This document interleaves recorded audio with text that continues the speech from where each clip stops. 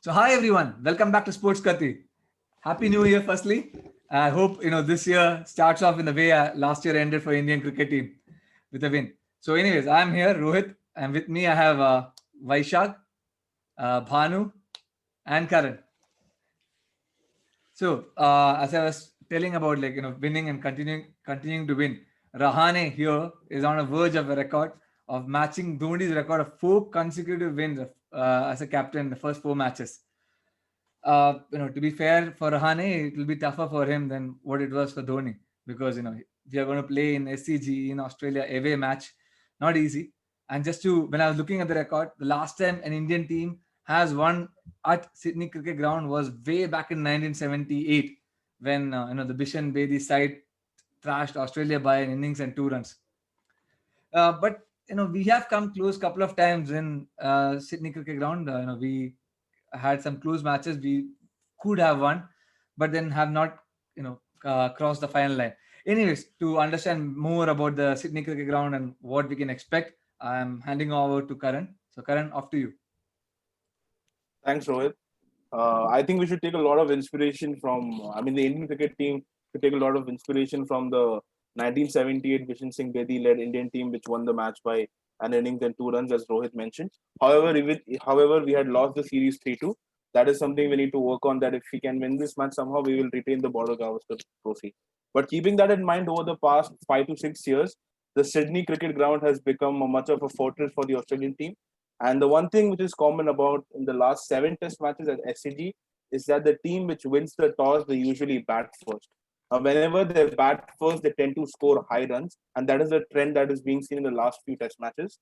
Uh, and when we say big runs, it's always some of the other player who score big runs. When India played Australia last time in Sydney, Chateshwar Pujara scored a lovely 193 and Rishabh Pant scored a 159. Whereas when Australia last played New Zealand in 2020, Labuschagne scored a scintillating 215, and all these teams had won the toss, whichever team won the toss and batted first.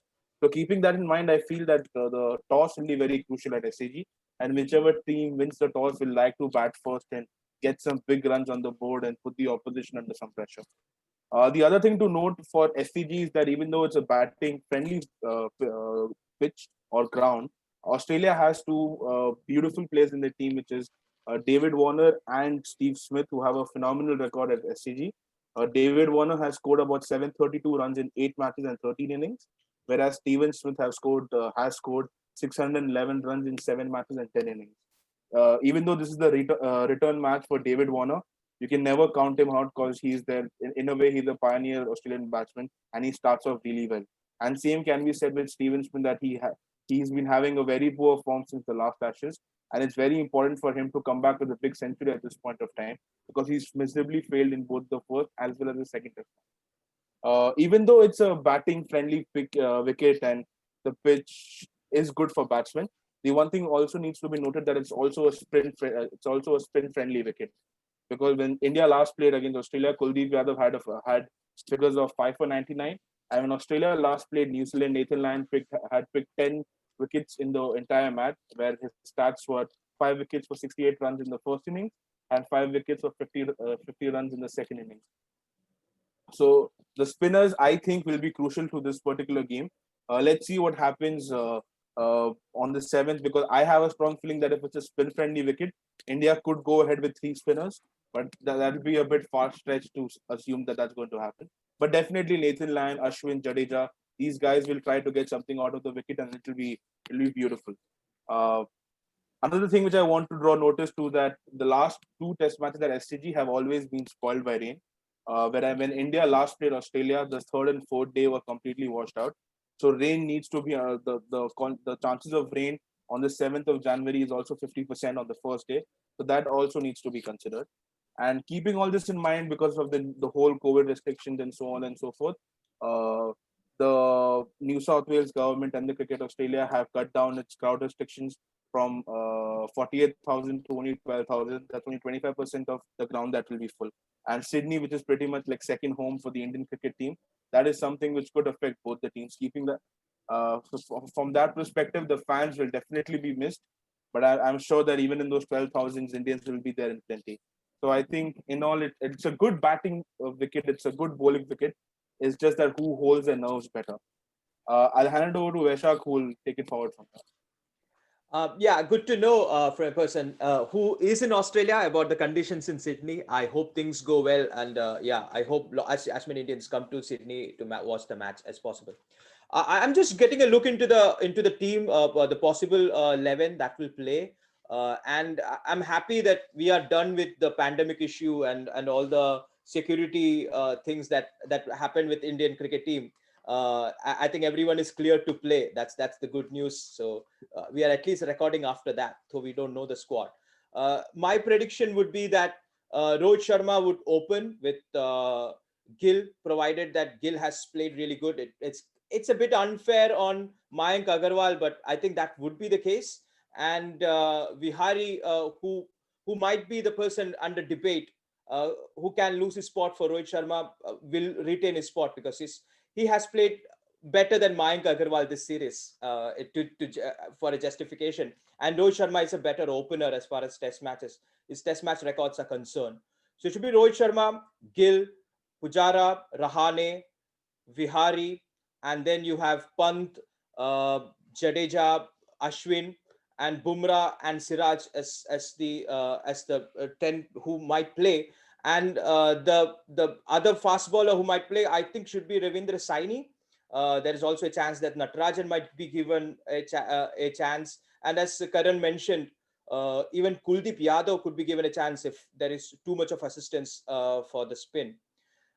And now coming to the Australian team, Burns is not even in the squad, so Warner will surely play ahead of Burns. He will open, and there's a doubt if Pucovski is fit or not. So if Pucovski is fit, there is a chance that Wade might be dropped down the order, Pucovski might open, and Travis Head might be, given the axe. But that's only if Pucovski is fit. And apart from that, I don't think there will be much changes in the Australian team. I don't think they need to change much either. And now let's get into how the match will plan up. What do we need to do in Sydney to win the match? Is it Rohit or Bhanu? Who wants to go first? Thanks, Vashak. I think I'll take the lead here. Well, Happy New Year to all our viewers. Before we start discussing more and more of cricket, this year the calendar seems to be packed, so we hope to see a lot more of you guys. Hope to hear back your comments and feedback about what more our show needs to cover. Quickly getting back into this Australian series, I think the most important factor for winning the next match in Sydney has to be the toss. Cricket is such an unfair game when it comes to these three small things, but in a 5-day game, toss is really going to be one of the most important factors here at Sydney, especially for the team against team like Australia. Just some stats so that all of us understand how big a fortress Sydney is in the last 25 years. In over 30 test matches, Australia has lost only 3 games there. One of those defeats was by the Bishan Singh Bedi team. So in 30 years, 3 losses and just 7 to 8 draws. All the remaining matches have gone on as Australian victories. So Sydney is definitely a very happy ground for the Australian team. And going into the test match, what India has to keep in mind is that we ourselves have created several good memories on that ground. Whether it was that masterclass by Sachin, where he did not play a single cover drive, or whether it was the partnership last time between Pujara and Rishabh Pant. India has always managed to find some strength, whether it's the crowds or whether it's just the history of the ground. Sydney has not been a very, very bad ground as far as results is concerned for India. We have managed to pull draws and we have managed to stick in and make the game go towards all the 5 days. But having said that, I think with 2 matches now done and both teams equally exposed of their strengths and weaknesses, this is the right stage for both Cheteshwar Pujara and Steve Smith to come back to their pinnacle and their best forms. Ever since Ashes last year, I don't think Steve Smith has looked at his best. He's averaging a mere 26.4 in 10 test matches. And Cheteshwar Pujara has almost suddenly seemed to be a very different version of the rock-solid batsman he was in the 2019 Sydney series. Ever since then, we've struggled to see him make runs, and the 18 innings since then, even he has averaged just 26 runs as an average.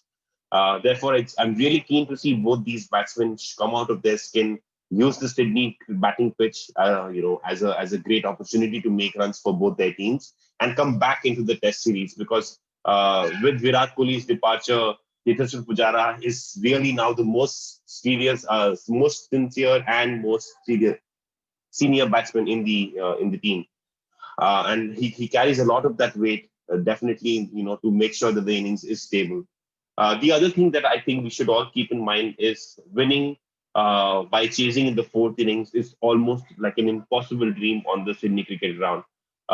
Teams have always followed the simple plan of come, win the toss, score a big first innings lead, and make sure you get your opponents out as fast as possible on days 2, 3, and 4 so that you don't have to worry about chasing down big totals in the fourth innings.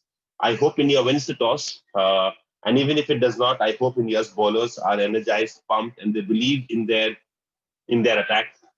And we get to see some of the fantastic upfront bowling that Bumrah has really showed in the first few overs of both the last few Test matches.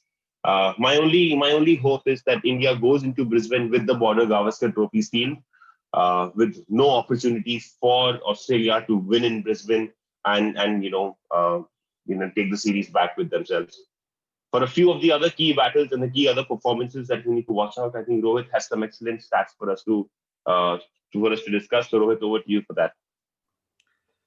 Hi, Banu. Thanks for that. Yes, I just want to touch upon a few things. So first thing is that one thing that Karan mentioned, that Sydney is famous for spin bowling, and what we can expect is that spinners can dominate here in Sydney. Uh, we always think that India traditionally is a good team for spin bowling or against spin, and that we will play well in Sydney. But that has not been the case recently. I was looking at numbers, or trying to get numbers in the last few years where how India has faced or fared against spin bowling, and I can say that India have not been that great against spin. And a good example of that has been the 2017 Australian series down back in India, where I felt their spin balls, which are not as great as our spin balls, Ashwin and Jadeja, we still struggled, and that series went on till the final match. It was only the exceptional batting of Pujara which helped us. So, and that is one of the key things here. In the absence of Kohli, Pujara and Rahane would be the players who we should be looking, or who we would be looking into playing the spin. And Pujara, yes, has been traditionally a good player of spin, but Rahane not so much. Rahane has struggled against spin, and that is something which will come into picture when we are playing here. So for me, if India has to play well in Sydney, India will have to play well Nathan Lyon. And if they come with the second spinner in Swepson, then him. So India playing spin will be a big factor of India winning a match here. Um, the other big factor which Karan did mention was a Warner challenge. Australia so far, I felt has been struggling to score runs while batting. 200 runs has been the highest they have mustered in two tests, or the highest they have mustered in an innings in two tests. So for me, what has happened so far is that the Indian pacers, we have come with a plan, we have stuck to the plan, and we ball well. The Australian batsmen, especially the openers, have let us do that. They have actually said that, okay, come ball at us, and we will go into a shell, and we will defend. But Warner will not do that. Warner will come and start countering, start coming with a different approach where he can put our bowlers under pressure. And one thing we need to note is that we do not have our first string bowlers. We do not have Mohammad Shami, Ishan Sharma, or even Umesh Yadav to partner with Bumrah. So we are now looking at inexperienced bowling, either a debutant in Saini or a second matcher in Muhammad Siraj. So these inexperienced bowlers can be taken to the cleaners if Warner gets going. And that is a big factor because, as Banu did mention, Smith has not have a good form till now. But that's because when Smith comes in, the score has not been great. And Smith comes in a situation where he's under pressure. Now, what if he's coming under a situation where Australia is having the momentum, and where they are in the where the graph is going up? Then we know what he can do. We know that what he can, the big innings he can score. So I think the Warner factor is a big factor going into this, and getting Warner early is a big thing. So that's another big thing we look forward to, a big factor going forward in the match. The third factor I wanted to mention is that about catches. And everyone told about India losing the first match was mainly because India collapsed for 36 runs. Yes, it is true. India did collapse for 36 runs, and that was the major factor why India lost the match. But I do want to mention one thing is that, before the 36 runs collapse happened, in the first innings, we could have had a much bigger lead if we had held on to our catches. We dropped 5 catches in the first innings, in the first innings of Australia, and that could have actually made a big difference. We could have had a bigger lead. We would have maybe come to bat earlier in the second innings, and that would have been a better conditions to bat in. The things would have been completely different. So for me, that was a big driving factor towards the loss in the first match. Similarly, for Australia, in the second match, when India won the match, or when Australia lost the match, they dropped 6 catches. And then again, the same thing other way around. If they had held on to their catches, then maybe the lead wouldn't have been 130 runs. It could have been only 50, 60. And then, as Banu said, chasing India, not the best chasers. Maybe chasing a target of 200 would have been tricky for this inexperienced batting lineup, and we would have struggled. So, for me, one of the key factors is holding on to catches, and very old saying that catches win matches. And I think that will again determine a lot of things. So I hope India can hold on to our catches, and we can come with a win. Anyways, I ending the talk here. So thanks to all our panelists, for the quick preview of the Sydney Test match. I hope our viewers have got a glimpse of what to expect coming to the Test match.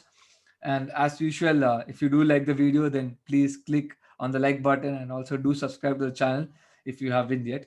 And do let us know in the comment section, what do you think, or how do you think the Sydney Test will pan out, and who do you think will win the match. So until next time, to all our viewers, stay safe and goodbye.